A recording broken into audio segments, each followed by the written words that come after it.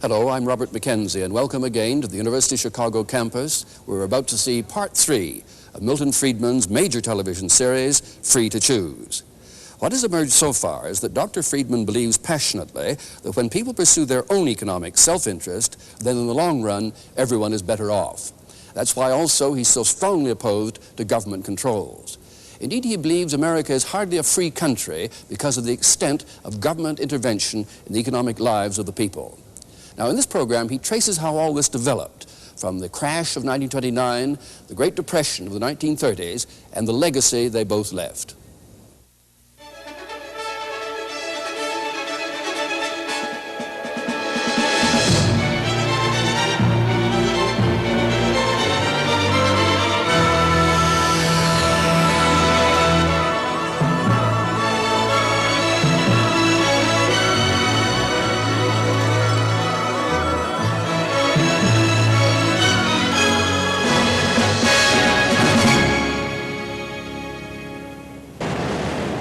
Delancey Street in New York's Lower East Side, hardly one of the city's best-known sights.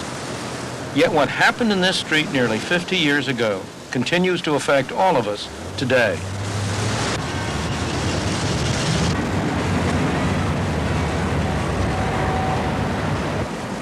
Wall Street. Most of us know what happened here 50 years ago.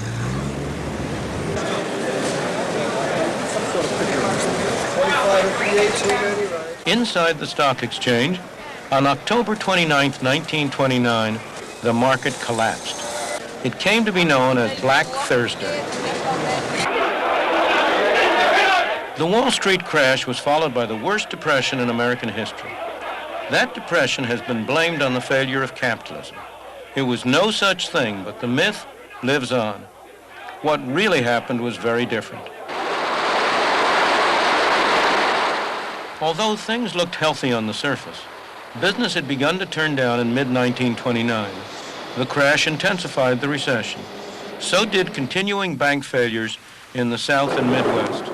But the recession only became a crisis when these failures spread to New York, and in particular to this building, then the headquarters of the Bank of the United States.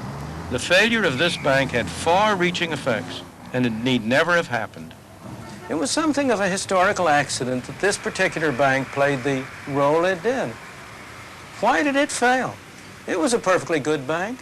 Banks that were in far worse financial shape had come under difficulties before it did, and had, through the cooperation of other banks, been saved. The reason why it wasn't saved has to do with its rather special character. First, its name, Bank of United States. A name that made immigrants believe it was an official governmental bank, although in fact it was an ordinary commercial bank. Second, its ownership, Jewish. Both its name and the character of its ownership, which had so much to do with attracting a large number of depositors from the many Jewish businessmen in the city of New York. Both of them also had the effect of alienating other bankers who did not like the special advantage of the name and did not like the character of the ownership. As a result, other banks were all too ready to spread rumors, to help promote an atmosphere in which runs got started on the bank, in which it came into difficulty. And they were less than usually willing to cooperate in the efforts that were made to save it. Only a few blocks away is the Federal Reserve Bank of New York. It was here that the Bank of the United States could have been saved. Indeed, the Federal Reserve System had been set up 17 years earlier, precisely to prevent the worst consequences of bank failures. The Federal Reserve Bank of New York, whose directors today meet in this room, devised a plan in cooperation with the Superintendent of Banking of the State of New York to save the Bank of the United States. Their plan called for merging the Bank of the United States with several other banks, and also providing a guarantee fund to be subscribed to by still other bankers to assure the depositors that the assets of the Bank of the United States were safe and sound. The Reserve Bank called meeting after meeting to try to put the plan into effect. It was on again, off again. But finally, After an all-night meeting on December 10th, 1930, the other bankers, including in particular John Pierpont Morgan, refused to subscribe to the guarantee fund, and the plan was off. The next day, the Bank of the United States closed its doors, never again to open for business. For its depositors, who saw their savings tied up and their businesses destroyed, the closing was tragic. Yet when the bank was finally liquidated, in the worst years of the Depression, it paid back 92.5 cents on the dollar. Had the other banks cooperated to save it, no one would have lost a penny. For the other New York banks, they thought that closing the Bank of the United States would have purely local effects. They were wrong. Partly because it had so many depositors. Partly because so many of the depositors were small businessmen. Partly because it was the largest bank that had ever been permitted to fail in the United States up to this time. The effects were far-reaching. Depositors all over the country were frightened about the safety of their funds and rushed to withdraw them. There were runs, there were failures of banks by the droves. And all the time, the Federal Reserve System stood idly by when it had the power and the duty and the responsibility to provide the cash that would have enabled the banks to meet the insistent demands of their depositors without closing their doors. The way runs on banks can spread and can be stopped is the consequence of the way our banking system works. 88 cents. You may think that when you take some cash to a bank and deposit it, the bank takes that money and sticks it in a vault somewhere to wait until you need it again to turn it back over to you. Okay, how would you like this? Like 2 10s, 1 5, and 5 1s. Okay. The bank does no such thing. It immediately takes a large part of what you put in and lends it out to somebody else. Thanks. How do you suppose it earns interest to pay its expenses or to pay you something for the use of your money? The result is that if all depositors at all the banks tried all at once to convert their deposits into cash, there wouldn't be anything like enough cash in the banks of the country to meet their demands. In order to prevent such an outcome, in order to cut short a run, it's necessary to have some way either to stop people from asking for it or to have some additional source from which cash can be obtained. That was intended to be the purpose of the Federal Reserve System. It was to provide the additional cash to meet the demands of depositors when a run arose. A classic example of how this system could and did work properly can be found over 2,000 miles from New York, near the Great Salt Lake in Utah. In the early 30s, some banks in Salt Lake City and surrounding towns began to get into difficulties. The owners of one of them were smart enough to see what had to be done to keep their banks open, and courageous enough to do it. When fearful depositors began to clamor to withdraw all their money, one of George Eccles' jobs was to brief his cashiers on how to handle the run. Well, then we called all our employees together, and we told them to be at the bank at their place at 8 o'clock and just to act as if nothing was happening, just have a smile on their face, if they could, and me too. And we had 4 savings windows, and we said, never leave the window. Lunch hour, anything else, we must have every window open all day. But the important thing was, we knew you'd have a big line there, so there's no use trying to hurry because the line was going to continue. So we said, now, when you get a withdrawal slip and the passbook, go back and check the signature, even though you know your friend John Jones, just to delay time, just to mark time. And then when you pay the money out, we're not going to pay in $100 bills. We're going to pay in 5, 10s, and 20s. And count it twice and hand it out with a smile. The bank survived the morning, but they didn't have enough cash left. So in the afternoon, they called for more from the Federal Reserve Bank. So the Federal Reserve sent up the armored car 2 big sacks full of currency was brought in by the guard, crowded through the crowd. And the assistant manager, Morgan Kraft, came in also. So Mariner, my brother, grabbed Mr. Kraft and he said, now get up on this marble counter and tell these people that you've brought up a lot of money and there's more where that came from. And he did. And then Mariner got up and said, now you've heard that story, we're not going to close. We're going to stay open as long as any of you people want your money. So don't worry about it at all. Well, of course, you had one other bank in the city, and we called him and told him that he couldn't close either. He said, well, I can't. I haven't any money to stay open. So we made him a temporary loan. Because we had another bank close while this run was going on. The psychology of the public would be such we'd never break the run in our bank. Everybody would come until they got all of their money out. The bank survived the first day's run. It was time to change psychology. The second day was to be very different. So that evening we called our employees all together because we knew that the next day people had been working during the day and would have heard about this, and the next morning we'd have them with us.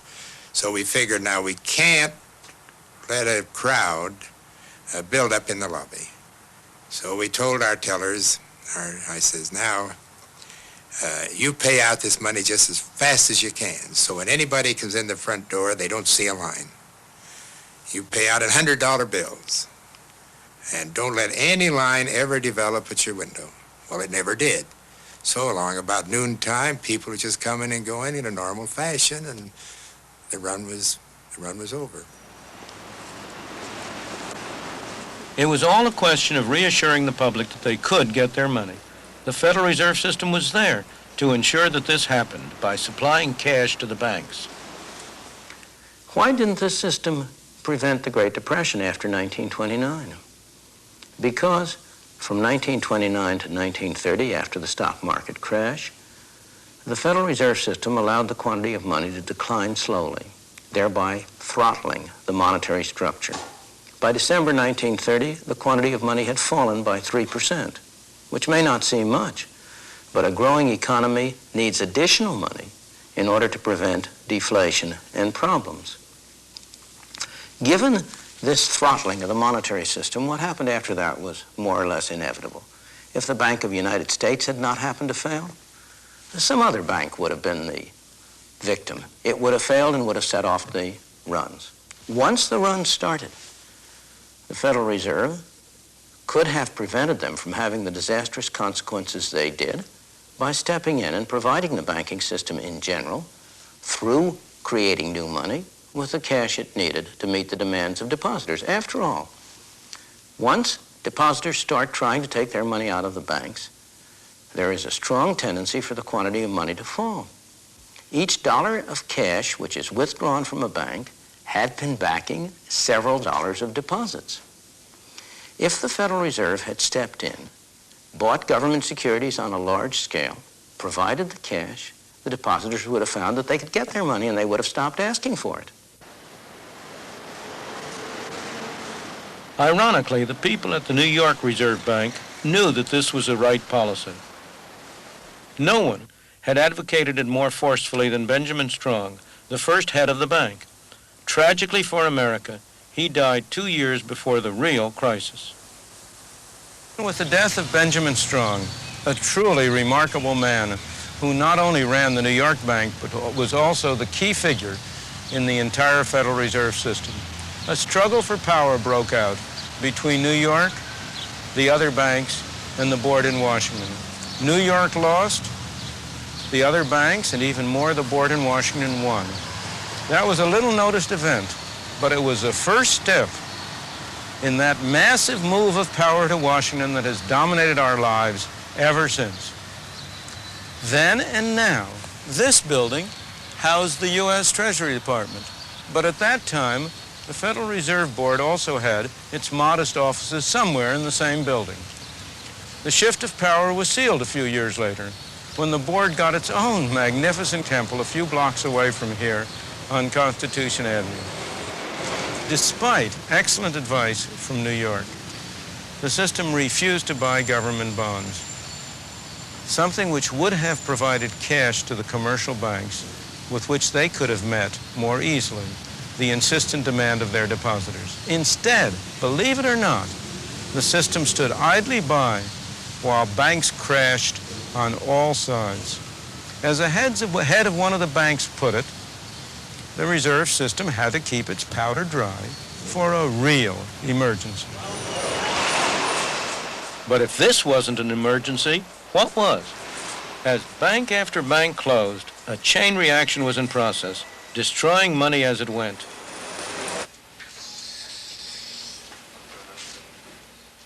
It's a process that even today, few bankers understand. If you ask an individual banker whether he creates money, he'll look at you as if you're mad. Of course not. He'll say, I don't create money. All I do is I accept deposits from my customers. I put a little of that deposit in the vault as a reserve, and I lend the rest out. I don't create money. From the point of view of the economist, the situation is very different. As I've explained earlier, most of the deposits on the books of banks were put there by an accountant's pen. But that simple fact is concealed from the individual banker because it doesn't happen here inside the bank. It happens as a result of the transactions between banks. As the men who ran the Federal Reserve knew very well, it happens when money loaned by one bank is deposited in another bank to be loaned out yet again. In the Depression, the process was working in reverse. The banks were destroying money. Nonetheless, the Federal Reserve let it happen. The end result was that by the time the whole sorry episode was over, by 1933, the quantity of money in the United States had gone down by a third. The slow throttling had turned into strangulation. For every $3 of currency and deposits that people had had in 1929, only $2 were left. For every 3 banks that were open in 1929, in 1933, only 2 were left. The terrible depression that followed was a direct result of bungling by the Federal Reserve System.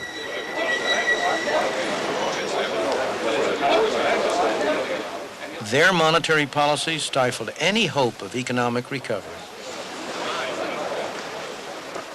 Worse still, America's depression was to become worldwide because of what lies behind these doors.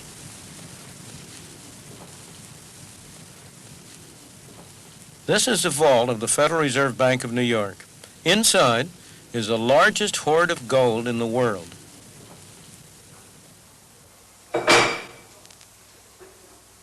Because the world was on a gold standard in 1929, these vaults, where the U.S. gold was stored, provide an excellent test of where the Depression originated. If the Depression had started in Europe or somewhere else in the world, the U.S. would have lost gold. More gold would have flown out of the country than came in. If, on the other hand, the Depression started in the United States, well, then the opposite would happen. More gold would come in from abroad as the effects of our depression spread there than went out abroad. In reality, that is exactly what happened. When the international money system was based on gold, the rules of the game were these. The gold in the United States was supposed to control the amount of money issued by the Federal Reserve. In turn, the amount the Federal Reserve issued controlled the amount of money issued by the commercial banks, which in turn controlled the amount of money that individuals, businesses, and industry could get from the banks. The result, a monetary structure, all supposedly tied to the amount of gold in the vaults in the United States. But in 1930, the Federal Reserve didn't play by the rules. It stood by as banks started to collapse, and with each one that went, the money supply fell. Businesses and industry inevitably began to fail. Americans, now poorer, bought less from abroad. Britain was one of the countries affected. Like the United States, Britain had its own monetary structure tied to gold. The trouble was that Britain could now sell less abroad. It cut down the amount it bought from abroad, but not by enough. Under the rules of the gold standard, it had to pay the difference in gold. With every bar of gold that was shipped out of Britain, the amount of money decreased. a depression that was already underway in Britain got worse. British gold flowed into the United States, supposedly to form the foundation of a new slice of the monetary structure. But the Federal Reserve didn't let it. The gold was simply locked away. The results? Britain remained in trouble until in 1931 it went off the gold standard, cutting the link between the amount of gold and the amount of money. In the United States, suffering the worst depression in history, there was plenty of gold, but to no avail. Although these events happened almost 50 years ago, many of our policies today derive directly from them. Central bankers throughout the world, government officials everywhere, are afraid of a new Great Depression. They have therefore moved in the opposite direction. Instead of the problem of too little money, we are faced with the problem of too much money. The problems of inflation that plague us today trace directly from the problem of deflation that plagued us from 1929 to 1933. People came to believe that free market capitalism had failed. Something was needed to replace it. At Cambridge University in England, a new orthodoxy emerged in the 30s, one that has remained powerful to this day.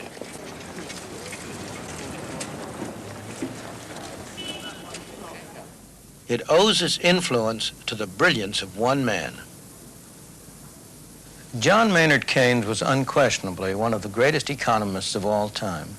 Like other economists of his generation, he found the Great Depression both a paradox and a challenge. It was a paradox because it seemed to contradict some of the fundamental principles that economists had come to take for granted. Keynes rose to the challenge by constructing a complex and sophisticated hypothesis which not only explained what had been going on, but also offered a way out, a way to end the Great Depression and to avoid similar episodes in the future. The core of his theory was that what happened to the quantity of money didn't matter. What really mattered was a particular category of spending, in economists' jargon, autonomous spending. What kind of spending is that? It might be investment by business enterprises in building factories and adding to the number of machines and adding to inventories. It might be spending by individuals to build houses. Or, most important of all, it might be deficit spending by government. If private spending on investment, on house building, was not enough to maintain full employment, then government could always step in and spend enough to make up the difference. The theory of pump priming was born. The theory was a godsend to politicians who had been grasping at any expedient. After all, throughout the ages, politicians have been only too willing to spend money, provided they didn't have to tax their citizens to pay for it. And here along came a scientific theory offered under the most responsible of auspices that justified what they had been wanting to do all along. Is it any wonder that government spending has exploded ever since, or that deficit spending, even without the excuse of war, and on a large scale, has become the order of the day? In America, the new Roosevelt administration adopted the Keynesian approach. It authorized massive spending on government projects. It involved government increasingly in the running of the economy. It developed programs designed to provide security for every individual. In England, too, the idea that only government could bolster the economy was firmly established, as this film of the time makes clear. With the assistance of the national government, work was restarted on the Great Cunarder 534, and we all hope that this is a prelude to a period of increasing prosperity in the industry. Exports of cotton goods to India have increased, and as a result of the quota system in the colonies, which the national government introduced in order to diminish the dangers of Japanese competition, exports of cotton goods to those colonies have been more than doubled. One of the most important contributions which the national government has made towards the improvement of social conditions has been a housing campaign without parallel in our history. Though some of these measures may have been useful, and indeed needed during the Depression years, the lengths to which they have since been carried would have horrified Keynes. Keynes died in 1946. I have always regarded it as a tragedy that he did not live another decade. He was the one man who had the standing, the personality, the force of character to persuade his disciples not to carry too far some ideas which were good for the 1930s, but which did not apply in the post-war situation. That he might have done so is suggested by an article he wrote just before his death, the last article he ever wrote, published after his death. In that article, he expressed strong reservations about the lengths to which some of his disciples had been carrying his ideas. If he had been able, if he had lived another decade, the post-war inflationary explosion might have been avoided. The massive growth of central government that started after the Depression has continued ever since. If anything, it has even speeded up in recent years. Each year, there are more buildings in Washington, occupied by more bureaucrats, administering more laws. The Great Depression persuaded the public that private enterprise was a fundamentally unstable system, that the Depression represented a failure of free market capitalism, that the government had to step in to perform the essential function of stabilizing the economy, of providing security for its citizens. The widespread acceptance of these views sparked the enormous growth in the power of government that has occurred in the decades since, and that is still going on. We now know, as many economists knew then, that the truth about the Depression was very different. The Depression was produced, or at the very least, made far worse by perverse monetary policies followed by the U.S. authorities. Far from being a failure of free market capitalism, the Depression was a failure of government. Unfortunately, that failure did not end with the Great Depression. Ever since, government has been attempting to fine-tune the economy. In practice, just as during the Depression, far from promoting stability, the government has itself been the major single source of instability.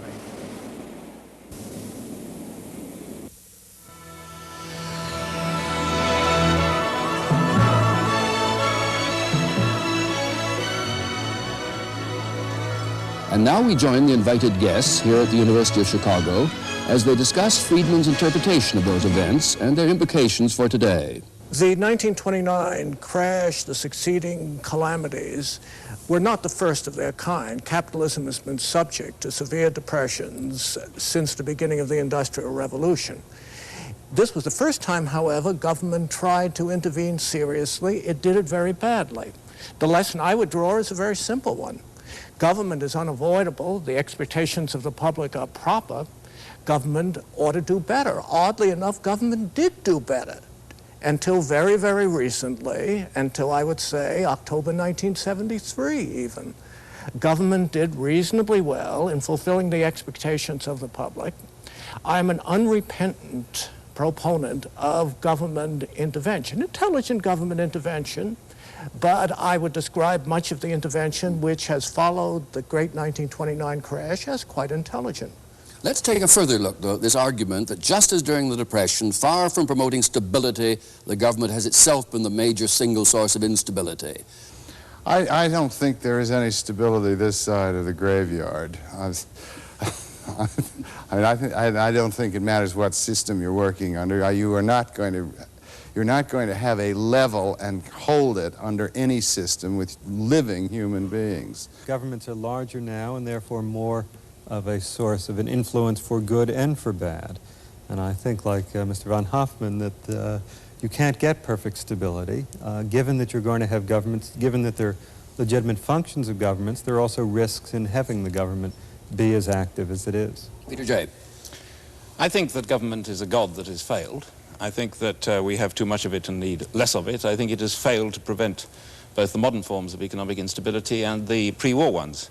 I do not, however, think that government is the original or primary source of that instability, and I do not think that simply getting rid of the government, or greatly reducing it, which I'm in favor of, will by itself remove the instability. I would put it this way. There was a great economist with a suitably esoteric doctrine which could nevertheless be translated, as Dr. Friedman did in the film, into simple English, at the same time as there was the widespread hardship of the Great Depression and the natural yearning of human beings not to repeat anything like it.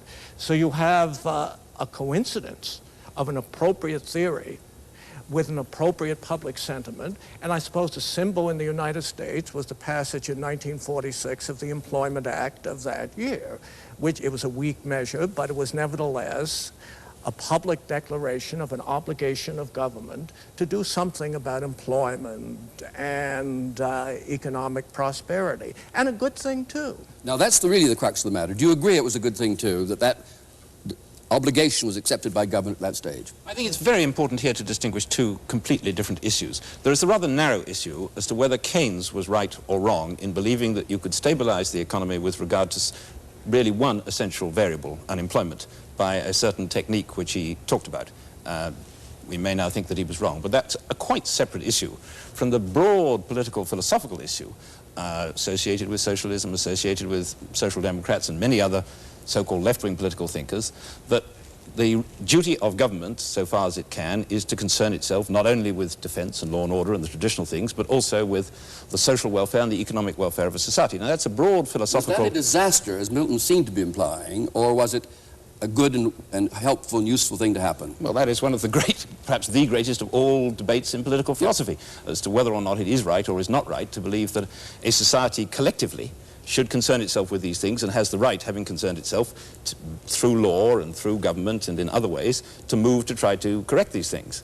But it seems to me, though, that Americans have believed that for the last century. I mean, William McKinley ran on the slogan of a full dinner pail, so that the notion that this is a government responsibility for prosperity dates from the 1930s, I think, is erroneous.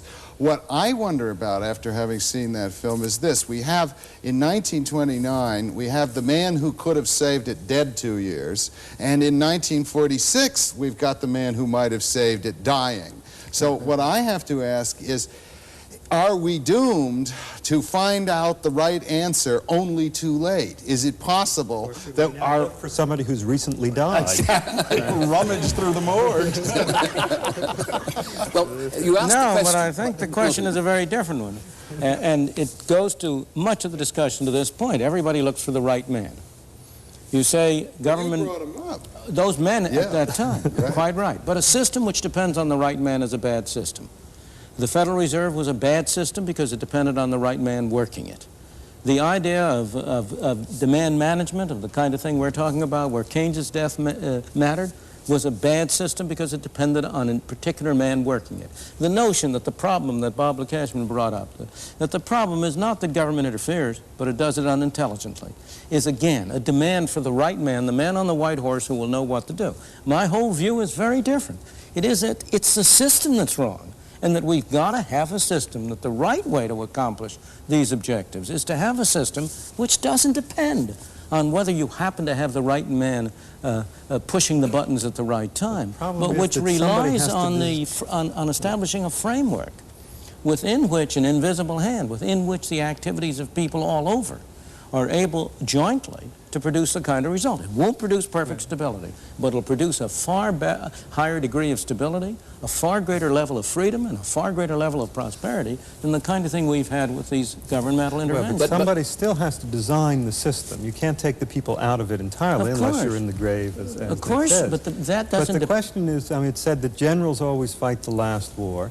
How do we know that the system won't fight the last war? We probably won't have another depression exactly like 1929 to 33. But that doesn't say we won't have another depression or another stagflation or another crisis of some other sort. But is the process reversible? Because you argued that the public, having been appalled by the Great Depression, in effect demanded of governments that they accept responsibility for well-being of the economy, for management of the society, and so on. Now, that expectation having been raised, can it be reversed? Let me answer a question you didn't ask and say that it seems to me that what we're getting here is the question of sort of social astrophysics.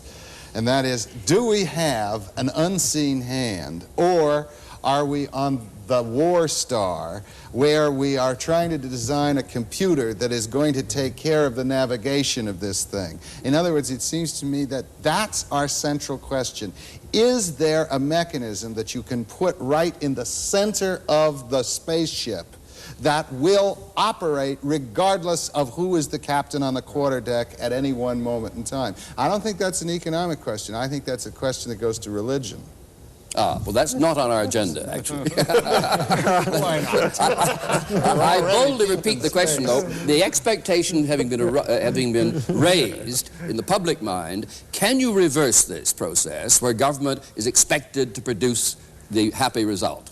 Oh, no way. And it would be very foolish of the public, which is on the whole more sensible than academics, to come to this conclusion. They look around them.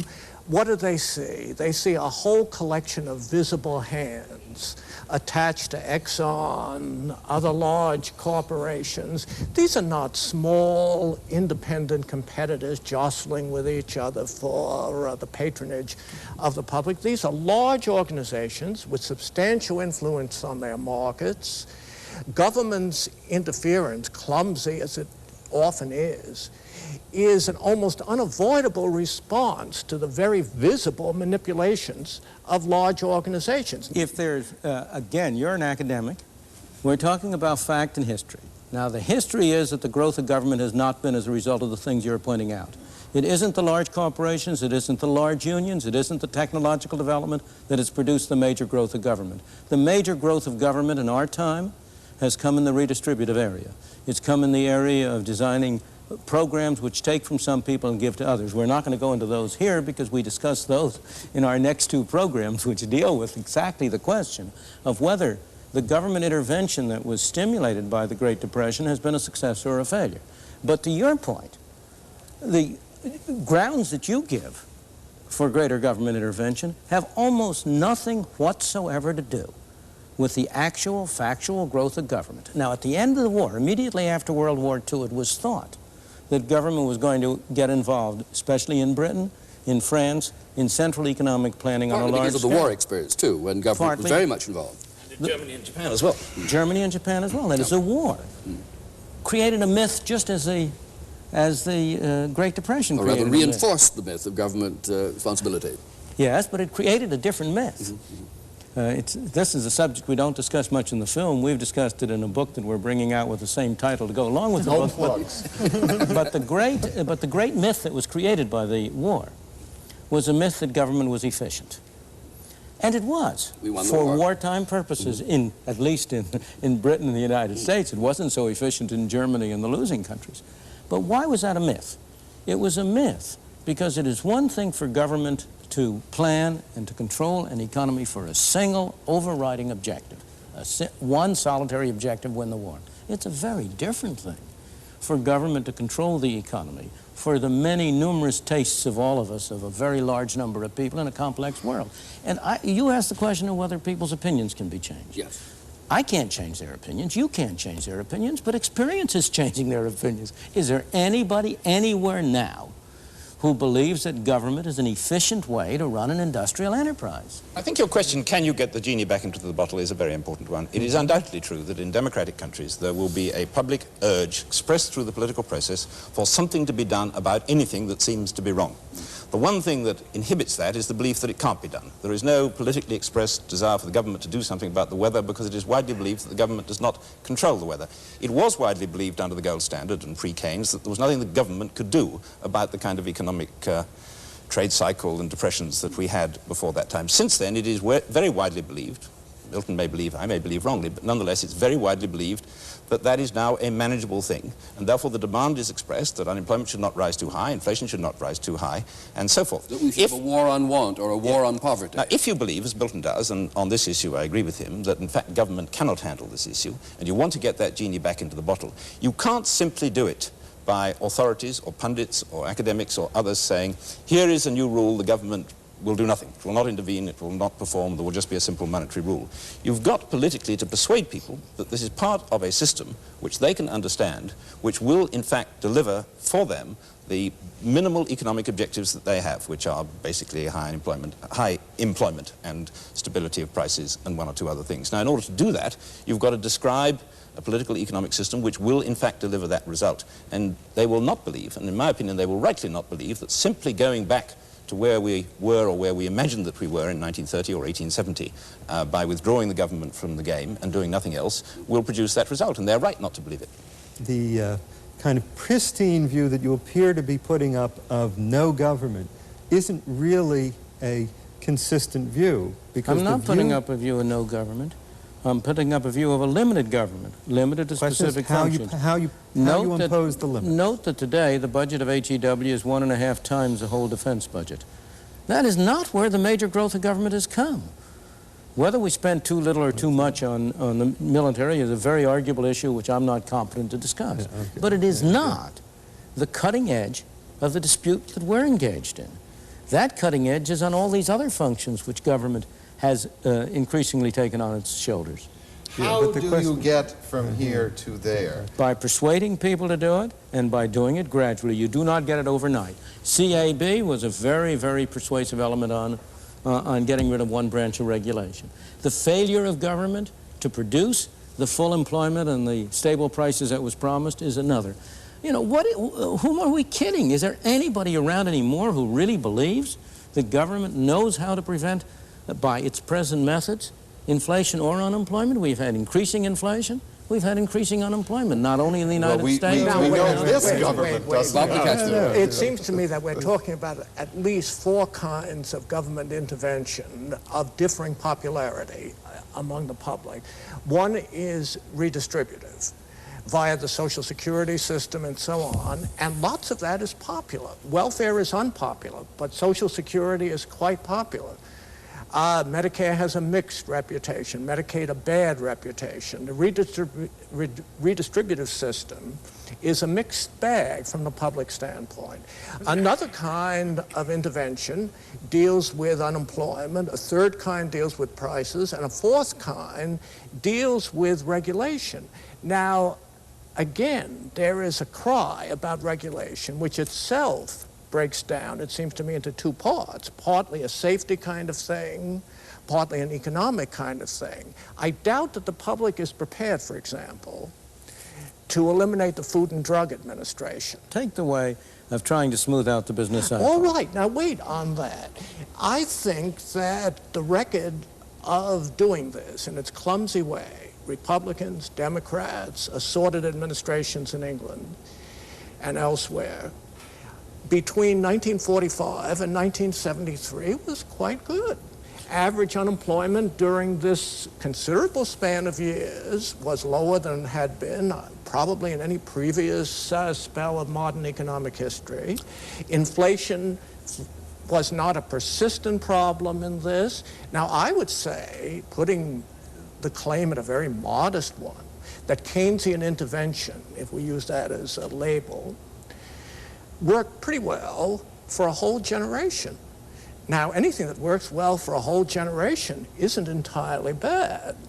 From that fact, and the undeniable fact that things are working poorly now, are we to conclude that the Keynesian sort of mixed regulation was wrong, yes, or alternatively that we need still more regulation? That's my conclusion, I might say. You want the right people manipulating the levers, but go back.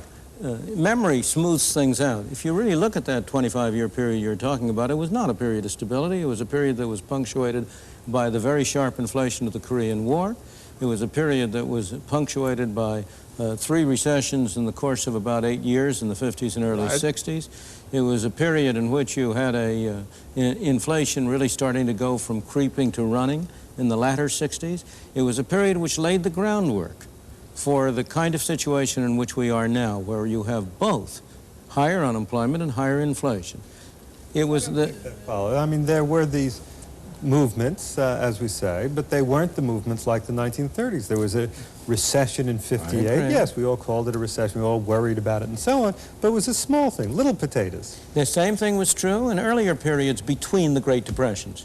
If you take the area between the Great Depression in the United States of the 1870s and the 1890s, again, you had a period like that. If you take it between the Great Depression of the 1890s and World War I, with one minor exception, it was similar to that.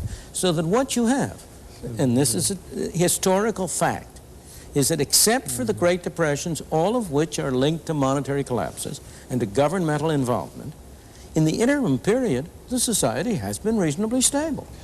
Have we reached a stage, incidentally, where we need not again see anything like the Great Depression? You say recessions, yes, but it bears no relationship to what we knew in the 30s. Have we solved that problem now? People are deeply... No, I don't think we have, because I think the seeds of it remain there. I don't agree with Professor Lukachman that everything was, I don't want to misparaphrase him, but did pretty well until 1973 and it suddenly all went wrong. It seems to me that the seeds of the subsequent instability, stagflation, were there before, that each time round the economic cycle, inflation went a little faster. Each time round the economic cycle, unemployment tended to be a bit higher. But this brings me to what is my disagreement with Professor Friedman.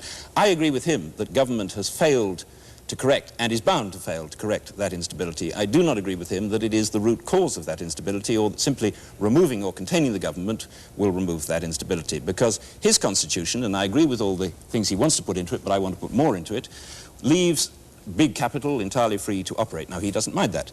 In response to big capital, you are bound to get, as a simple natural reaction, big labor. He doesn't mind that. He's quite happy with that. But my contention is that once you have big labor, you have a way of setting rewards in society, not only by trade unions, but through all sorts of other processes whereby groups get together in order to exploit the political process and legal rights and to protect themselves from competition, in which inevitably people set rewards above what economists call the market clearing price for labor, i.e. they set levels of reward which make it impossible that everybody should be employed. You therefore have a built-in tendency to high unemployment. If governments react to that on the Keynesian pattern by trying to inject spending which will enable these people to be employed, then I agree with Professor Friedman that all you get is faster and faster inflation, and that, if you like, is caused by the government. But the government is a proximate cause of an original instability that is already there. And there's nothing in Professor Friedman's constitution which would correct that inherent, if you like, contradiction or flaw in classical Western political economy. Do you deny, Peter, I want to ask just one question of Peter. Do you deny that big government plays a large part in the rise of big capital and big labor? I think they're interactive. I once said big capital causes big labor, causes big government, causes big failure. And that is the tragic story, in my opinion, of the 20th century. We have to unravel that. If you start that route with big government, will it be wrong? Big government causes big capital, causes big labor, causes big failure. I don't think historically that's what's happened. But you and I are agreed we don't want big government. That's right. What we're disagreed about is what else we need. I think something is seriously wrong with a beautiful system which develops this big, clumsy, aggressive government, huge corporations with more influence over their markets than is desirable from the standpoint of free competitive theory, trade unions, which at least according to some opinions have a similarly malignant influence on their markets. There must be something radically flawed with the capitalist system which allows these institutional developments. This doesn't alarm me because I'm a socialist, but I would readily... There must be something radically wrong with the socialist philosophy which allows the extraordinary, the much worse developments that have occurred wherever there has been any real significant attempt to put a thoroughgoing socialism into practice. Socialism is a word of many meanings. Now, I think we might easily get into a quite separate debate. Right. I think it's possible to note in passing that they may both be right, that conventional capitalism, conventional socialism as conceived in the 20th century are both wrong, and that the polarization of the debate between those simple two alternatives greatly impoverishes the real range of political economic choices which modern societies have. But what has happened? Over and over again, one claim after another for the kind of socialism, this kind of socialism or that kind of socialism, has turned to ashes. And each time, the answer has come, oh, well, it was a wrong brand of socialism that was adopted, or the wrong people were running it. But you're saying saying an argument yourself, Milton. No, I'm not. The Federal Reserve in 1929 failed to do the right thing. It was the wrong brand of capitalism. It was a wrong brand, absolutely, but what I'm saying is something different. I can at least point to examples in history of systems, of capitalist systems, in which the government had a fairly limited role, not my ideal government. Many things doing many things I would not want it to do. But I'm going to point to such examples of long stretches of history in which have been relatively successful, where the major achievements of humankind, not merely in economics, but in all other areas, have largely arisen. It is very difficult to point to any similar examples of where big government has achieved such success. But you said before you didn't like to go back. You're now talking about going back. No, Took place I didn't say I didn't like to go back. What I said is going back or forward is irrelevant. What we want to do is the right thing wherever it comes from. Because, as Bob Lukacsman said earlier, things have increased in scale, and the scale of business has increased. And you were saying just before, big government, big labor, big industry, big firms go together, and you didn't accept it before. When Bob said you accept it now from here. No, I don't accept it. What I accept is that big government is a major factor promoting big labor and big capital. I did not accept that in the absence of big government, you would have the big capital and big labor that worries him. You don't think the big capital arose before the government? What are we doing here? No, I mean, defending big government is like defending death and taxes. When was the last time you met anybody who was in favor of big government? Today I met Bob Lukacsman. With discrimination. Not per se. You're in favor of functions. I make a living by making distinctions, after all. Certainly not without qualification. You have the floor. What I was going to say is, I think most of us are not in favor of big government as a theory. The question that keeps haunting me here is, how do you, going back to your question of just the monetary regulation, how do you make, and let's assume that you can really, we'll go a step further and we'll say, we'll go all the way with you, we will install that mechanism. What makes you think that when the storms arise, that the people running that mechanism are not going to misread just as they did in the past? Because I'm going to have, if I had my way, I would have a mechanism which didn't require them to read anything.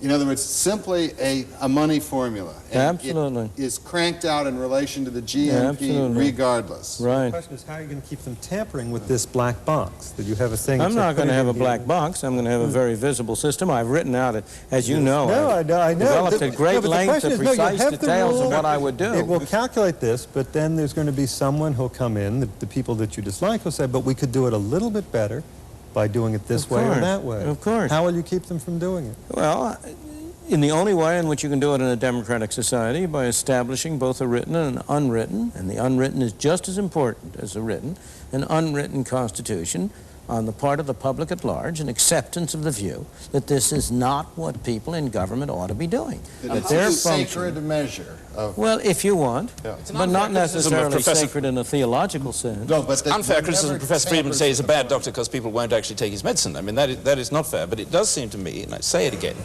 that to reduce the whole debate to one, are you in favor of big government or small government, as though that was the only interesting or important political economic choice we had to make, is very foolish. That is very foolish. And if you put it in that form, in practice in democratic societies, people will go on backing, supporting, and paying for big government. Because unless you, in addition to pointing out the errors, defects, weaknesses, fallibilities, and failures of government, you also describe in some detail and with some attraction the other changes that you're going to make in the non-governmental sector of the economy, which are going to give people the kind of protection, the kind of opportunities, the kind of fulfillment, the kind of stability, the kind of prosperity that they want. They are not going to buy it because you're offering them in a pig in a poke, and they will see it, whether or not you approve of the phrase or whether or not I approve of the phrase, as going back to something which they're glad to have got away from. The question of how you draw the lines and where you draw the lines is a difficult one, and I can't see any possible way of somehow making a decision on that that will stand like the Rock of Gibraltar against all comers.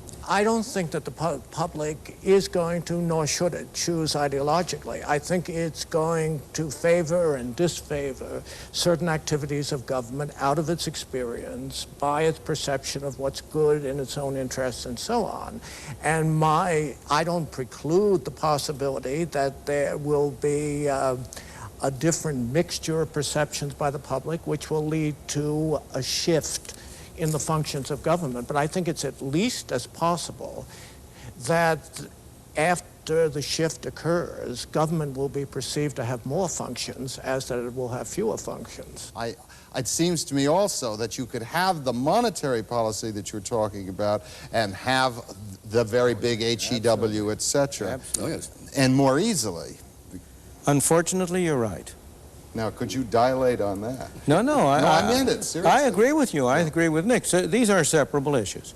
And Peter J.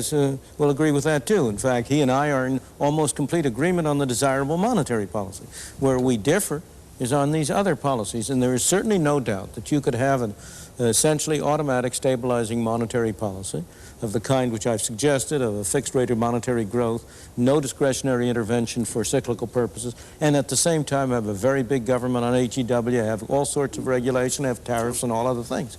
With respect to Peter J.'s more general statement, it's impossible not to agree with his statement because it concentrates on objectives and not on means. And the real issue has to do with means. What are the most appropriate and effective means which will give people the greatest assurance? You can't give them certainty, but the greatest assurance that they will have a reasonably stable society with opportunity for themselves. There we will end the discussion for this week, and we hope you'll join us again in the next edition of Free to Choose. Of course.